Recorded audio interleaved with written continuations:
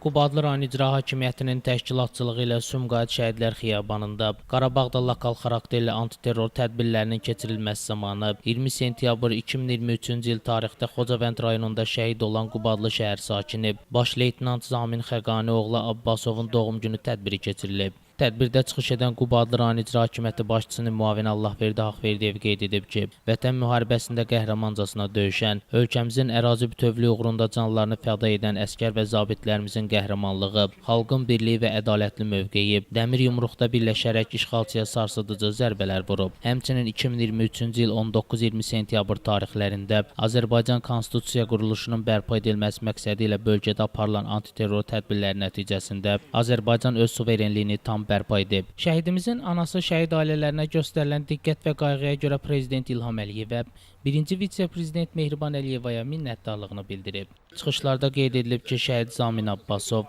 8 mart 1993-cü ildə Qubadlı şəhərində anadan olub. 44 günlük vətən müharibəsi zamanı 2021-2022-ci illərdə qısa müddətdə əməliyyatlar zamanı tabeçiliyində olan hərbi qulluqçularla birgə xüsusi şücaətlər göstərib.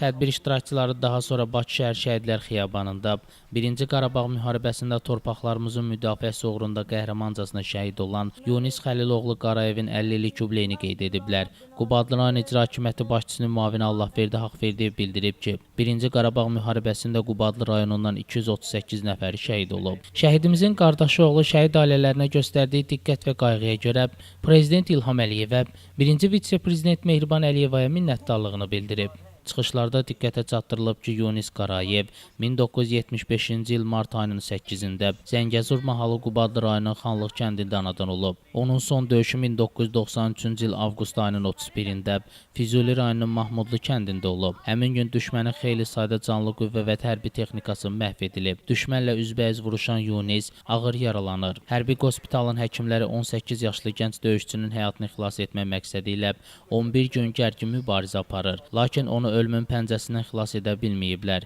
Yunis Xəliloğlu Qarayev 1993-cü il sentyabr ayının 11-də şəhidlik zirvəsinə ucalıb. Məzarı Bakı şəhər Şəhidlər Xiyabanındadır. Allah bütün şəhidlərimizə rəhmət eləsin.